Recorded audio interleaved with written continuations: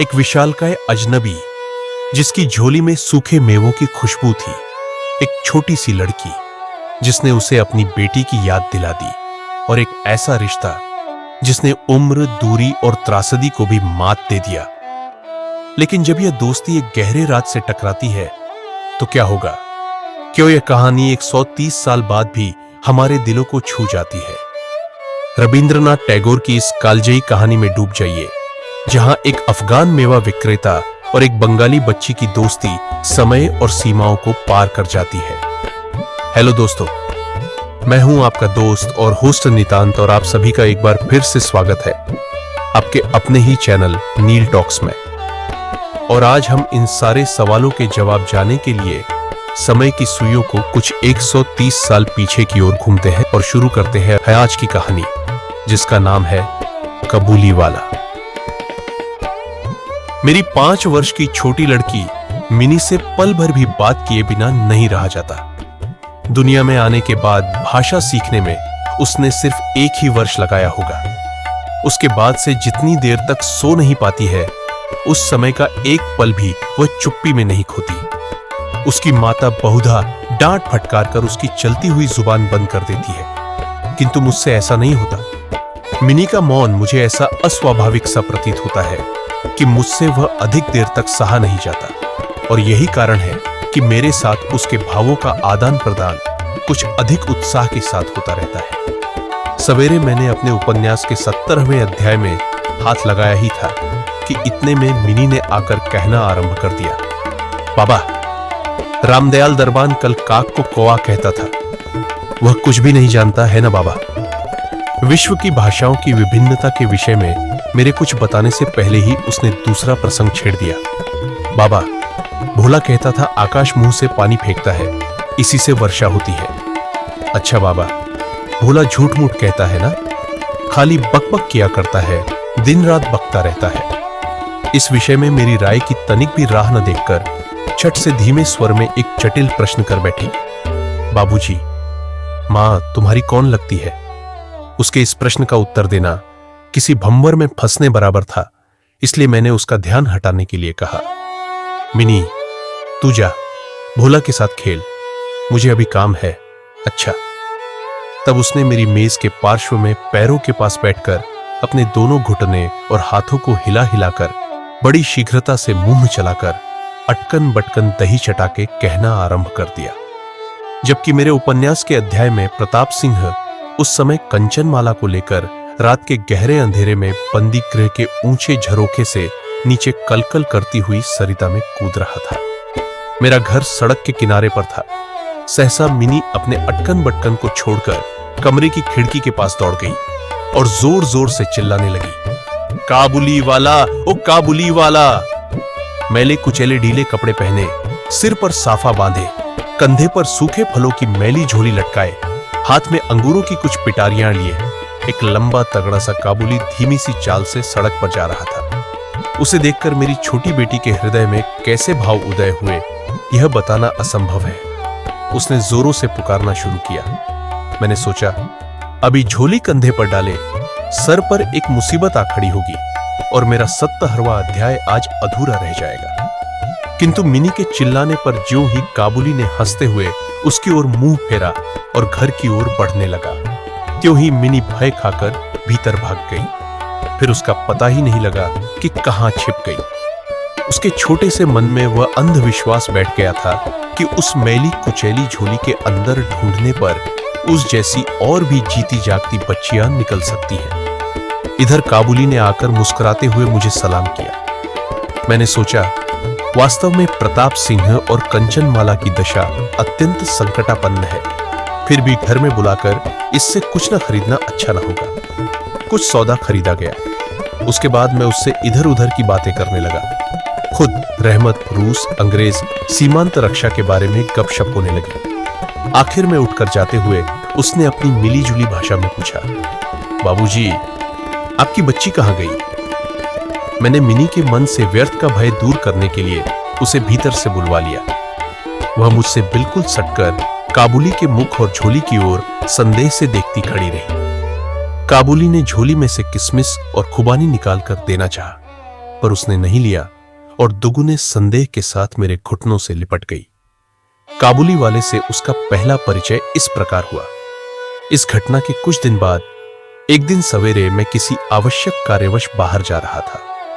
देखूं तो मेरी बिटिया दरवाजे के पास बेंच पर बैठी हुई काबुली से हंस हंस कर बातें कर रही है और काबुली उसके पैरों के समीप बैठा बैठा मुस्कुराता हुआ उन्हें ध्यान से सुन रहा है और बीच बीच में अपनी राय मिली जुली भाषा में व्यक्त करता जाता है।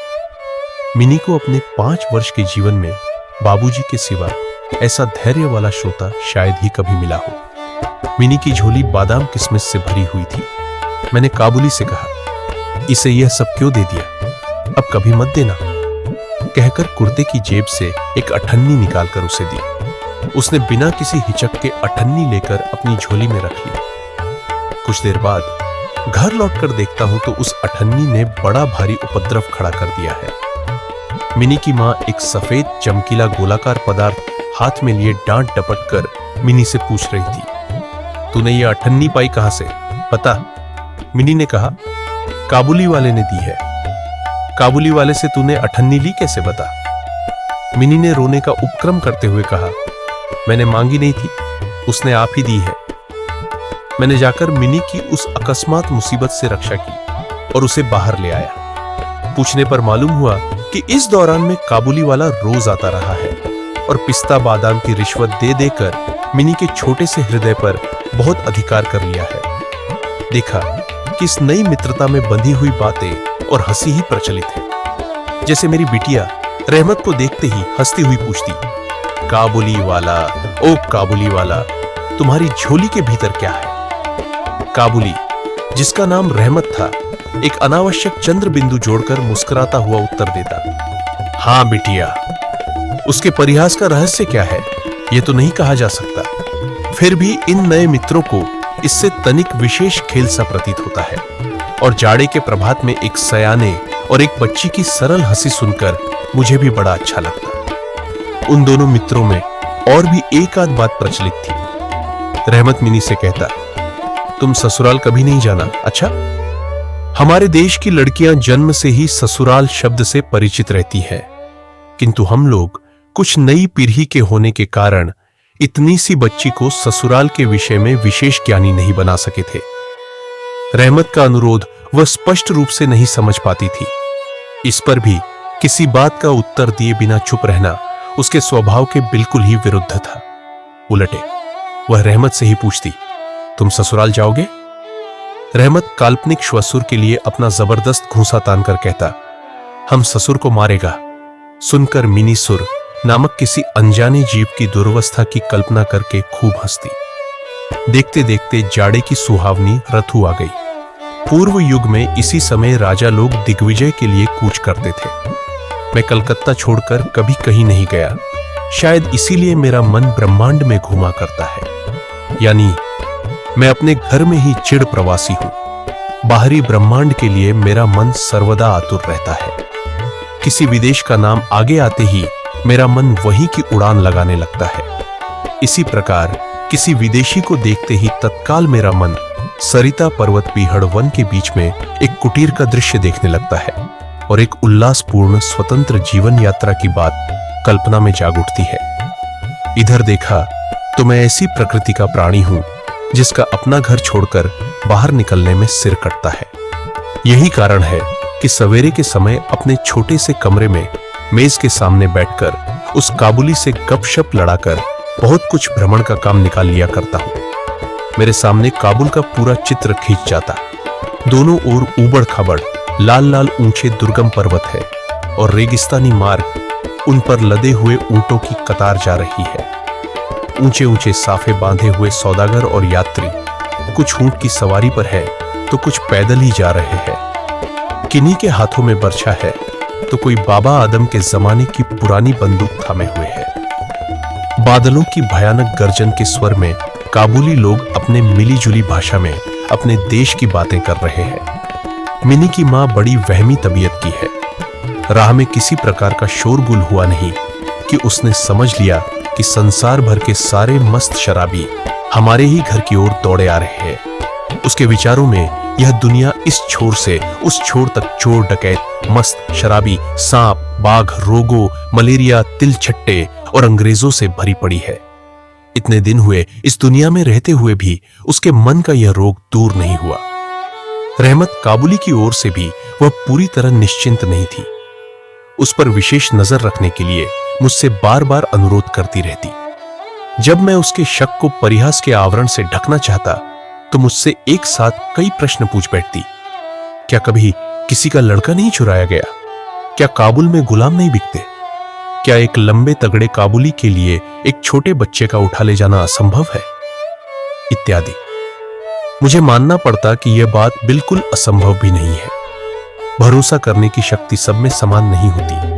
अतः मिनी की मां के मन में भय ही रह गया, लेकिन केवल इसीलिए बिना किसी दोष के रहमत को अपने घर में आने से मना न कर सका। हर वर्ष रहमत माघ मास में लगभग अपने देश लौट जाता है। इस समय वह अपने व्यापारियों से रुपया पैसा वसूल करने में तल्लीन रहता है। उसे घर घर दुकान दुकान घूमना पड़ता है। फिर भी मिनी से उसकी भेंट एक बार अवश्य हो जाती है। देखने में तो ऐसा प्रतीत होता है कि दोनों के मध्य किसी षड्यंत्र का श्री गणेश हो रहा है। जिस दिन वह सवेरे नहीं आ पाता, उस दिन देखूं तो वह संध्या को हाजिर है। अंधेरे में घर के कोने में उस ढीले ढाले जामा पाजामा पहने झोली वाले लंबे तगड़े आदमी को देखकर सचमुच ही मन में अचानक भय सा पैदा हो जाता है। लेकिन जब देखता हूं कि मिनियो काबुली वाला पुकारती हुई हंसती हंसती दौड़ी आती है और दो भिन्न भिन्न आयु के असम मित्रों में वही पुराना हास परिहास चलने लगता है, तब मेरा सारा हृदय खुशी से नाच उठता है। एक दिन सवेरे मैं अपने छोटे कमरे में बैठा हुआ नई पुस्तक के प्रूफ देख रहा था। जाड़ा विदा होने से पूर्व आज 2-3 दिन खूब जोरों से अपना प्रकोप दिखा रहा है। जिधर देखो उधर उस जाड़े की ही चर्चा है। ऐसे जाड़े पाले में खिड़की में से सवेरे की धूप मेज के नीचे मेरे पैरों पर आ पड़ी। उसकी गर्मी मुझे अच्छी प्रतीत होने लगी। लगभग 8 बजे का समय होगा। सिर से मफलर लपेटे उषा चरण सवेरे की सैर करके घर की ओर लौट रहे थे। ठीक इस समय राह में एक बड़े जोर का शोर सुनाई दिया। देखूं तो अपने उस रहमत को 2 सिपाही बांधे लिए जा रहे हैं। उनके पीछे बहुत से तमाशाई बच्चों का झुंड चला आ रहा है। रहमत के ढीले ढाले कुर्ते पर खून के दाग है और एक सिपाही के हाथ में खून से लथपथ छुरा। मैंने द्वार से बाहर निकलकर सिपाही को रोक लिया। पूछा, क्या बात है? कुछ सिपाही से और कुछ रहमत से सुना कि हमारे एक पड़ोसी ने रहमत से रामपुरी चादर खरीदी थी। उसके कुछ रुपए उसकी ओर बाकी थे, जिन्हें देने से उसने साफ इनकार कर दिया। बस इसी पर दोनों में बात बढ़ गई और रहमत ने छुरा निकालकर घोंप दिया। रहमत उस झूठे बेईमान आदमी के लिए भिन्न भिन्न प्रकार के अपशब्द सुना रहा था। इतने में काबुली वाला, ओ काबुली वाला पुकारती हुई मिनी घर से निकल आई। रहमत का चेहरा क्षण भर में कौतुक हास्य से चमक उठा। उसके कंधे पर आज झोली नहीं थी। झोली के बारे में दोनों मित्रों की अभ्यस्त आलोचना न चल सकी। मिनी ने आते ही पूछा, तुम ससुराल जाओगे? रहमत ने प्रफुल्लित मन से कहा, हां, वहीं तो जा रहा हूं। रहमत ताड़ गया कि उसका यह जवाब मिनी के चेहरे पर हंसी न ला सकेगा और तब उसने हाथ दिखाकर कहा, ससुर को मारता, पर क्या करूं, हाथ बंधे हुए हैं। छुरा चलाने के जुर्म में रहमत को कई वर्ष का कारावास मिला। रहमत का ध्यान धीरे धीरे मन से बिल्कुल उतर गया। हम लोग अब अपने घर में बैठकर सदा के अभ्यस्त होने के कारण नित्य के काम धंधों में उलझे हुए दिन बिता रहे थे। तभी एक स्वाधीन पर्वतों पर घूमने वाला आदमी कारागार की प्राचीरों के अंदर कैसे वर्ष पर वर्ष काट रहा होगा, यह बात हमारे मन में कभी उठी ही नहीं। और चंचल मिनी का आचरण तो और भी लज्जाप्रद था। यह बात उसके पिता को भी माननी पड़ेगी। उसने सहज ही अपने पुराने मित्र को भूलकर पहले तो नबी सईस के साथ मित्रता जोड़ी। फिर क्रमशः जैसे जैसे उसकी वयोवृद्धि होने लगी, वैसे वैसे सखा के बदले एक के बाद एक उसकी सखियां जुटने लगी। और तो क्या, अब वह अपने बाबा के लिखने के कमरे में भी दिखाई नहीं देती। मेरा तो एक तरह से उसके साथ नाता ही टूट गया है। कितने ही वर्ष बीत गए। वर्षों बाद आज फिर शरद अर्थु आई है। मिनी की सगाई की बात पक्की हो गई। पूजा की छुट्टियों में उसका विवाह हो जाएगा। कैलाशवासिनी के साथ साथ अब की बार हमारे घर की आनंदमयी मिनी भी माँ बाप के घर में अंधेरा करके ससुराल चली जाएगी। सवेरे सूर्यदेव बड़ी सज-धज के साथ निकले। वर्षों के बाद शरद ऋतु की यह नई धवल धूप सोने में सुहागे का काम दे रही है। कलकत्ता की सघरी गलियों से परस्पर सटे हुए पुराने टूटे फूटे घरों के ऊपर भी इस धूप की आभा ने एक प्रकार का अनोखा सौंदर्य बिखेर दिया है। हमारे घर पर सूर्यदेव के आगमन से पूर्व ही शहनाई बज रही है। मुझे ऐसा प्रतीत हो रहा है कि जैसे यह मेरे हृदय की धड़कनों में से रो रो कर बज रही हो। उसकी करुण भैरवी रागिनी मानो मेरी विच्छेद पीड़ा को जाड़े की धूप के साथ सारे ब्रह्मांड में फैला रही है। मेरी मिनी का आज विवाह है। सवेरे से घर बवंडर बना हुआ है। हर समय आने जाने वालों का तांता बंधा हुआ है। आंगन में बांसों का मंडप बनाया जा रहा है। हर एक कमरे और बरामदे में झाड़फानूस लटकाए जा रहे हैं और उनकी टक टक की आवाज मेरे कमरे में आ रही है। चलो रे, जल्दी करो, इधर आओ की तो कोई गिनती ही नहीं है। मैं अपने लिखने पढ़ने के कमरे में बैठा हुआ हिसाब लिख रहा था। इतने में रहमत आया और अभिवादन करके खड़ा हो गया। पहले तो मैं उसे पहचान न सका। उसके पास न तो झोली थी और न पहले जैसे लंबे लंबे बाल और न चेहरे पर पहले जैसी दिव्य ज्योति ही थी। अंत में उसकी मुस्कान देखकर पहचान सका कि वह रहमत है। मैंने पूछा, क्यों रहमत, कब आए? उसने कहा, कल शाम को जेल से छूटा हूं। सुनते ही उसके शब्द मेरे कानों में खट से बज उठे। किसी खूनी को मैंने कभी आंखों से नहीं देखा था। उसे देखकर मेरा सारा मन एकाएक सिकुड़ सा गया। मेरी यही इच्छा होने लगी कि आज के इस शुभ दिन में वह इंसान यहां से टल जाए तो अच्छा हो। मैंने उससे कहा, आज हमारे घर में कुछ आवश्यक काम है, सो आज मैं उसमें लगा हुआ हूं। आज तुम जाओ, फिर आना। मेरी बात सुनकर वह उसी क्षण जाने को तैयार हो गया, पर दरवाजे के पास आकर कुछ इधर उधर देखकर बोला, क्या बच्ची को तनिक नहीं देख सकता? शायद उसे यही विश्वास था कि मिनी अब तक वैसी ही बच्ची बनी है। उसने सोचा हो कि मिनी अब भी पहले की तरह काबुली वाला ओ काबुली वाला पुकारती हुई दौड़ी चली आएगी। उन दोनों के पहले हास परिहास में किसी प्रकार की रुकावट न होगी। यहां तक कि पहले की मित्रता की याद करके वह एक पेटी अंगूर और एक कागज के दोने में थोड़ी सी किशमिश और बादाम शायद अपने देश के किसी आदमी से मांग तांग कर लेता आया था। उसकी पहले की मैली कुचैली झोली आज उसके पास न थी। मैंने कहा, आज घर में बहुत काम है, सो किसी से भेंट न हो सकेगी। मेरा उत्तर सुनकर वह कुछ उदास सा हो गया। उसी मुद्रा में उसने एक बार मेरे मुख की ओर स्थिर दृष्टि से देखा, फिर अभिवादन करके दरवाजे के बाहर निकल गया। मेरे हृदय में जाने कैसी एक वेदना सी उठी। मैं सोच ही रहा था कि उसे बुलाऊं। इतने में देखा तो वह स्वयं ही आ रहा है। वह पास आकर बोला, यह अंगूर और कुछ किशमिश बादाम बच्ची के लिए लाया था, उसको दे दीजिएगा। मैंने उसके हाथ से सामान लेकर पैसे देने चाहे, लेकिन उसने मेरे हाथ को थामते हुए कहा, आपकी बहुत मेहरबानी है बाबू साहब, हमेशा याद रहेगी, पिसा रहने दीजिए। तनिक रुक कर फिर बोला, बाबू साहब, आपकी जैसी मेरी भी देश में एक बच्ची है। मैं उसकी याद कर कर आपकी बच्ची के लिए थोड़ी सी मेवा हाथ में ले आया करता हूं। मैं ये सौदा बेचने नहीं आता। कहते हुए उसने डीले ढाले कुर्ते के अंदर हाथ डालकर छाती के पास से एक मैला कुचैला मुड़ा हुआ कागज का टुकड़ा निकाला और बड़े जतन से उसकी चारों तह खोलकर दोनों हाथों से उसे फैलाकर मेरी मेज पर रख दिया। देखा कि कागज के उस टुकड़े पर एक नन्हे से हाथ के छोटे से पंजे की छाप है।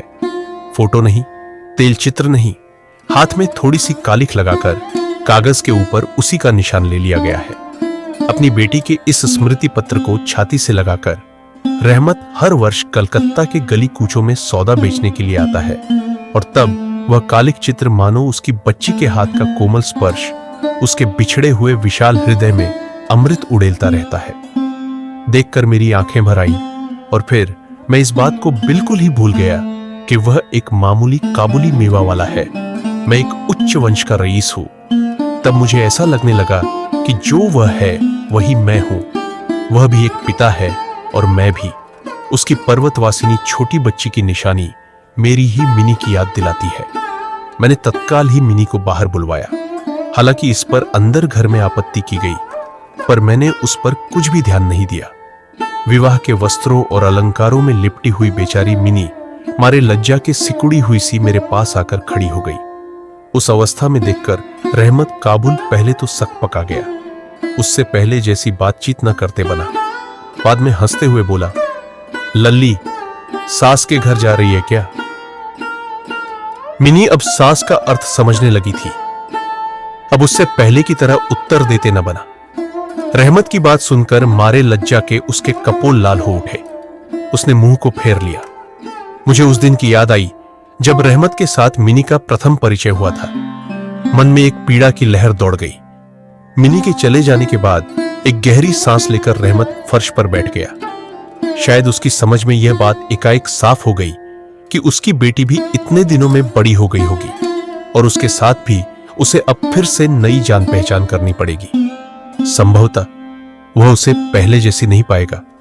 इन 8 वर्षों में उसका क्या हुआ होगा, कौन जाने।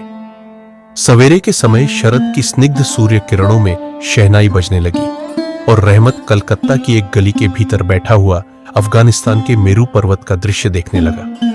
मैंने एक नोट निकालकर उसके हाथ में दिया और कहा, रहमत, तुम देश चले जाओ अपनी बेटी के पास।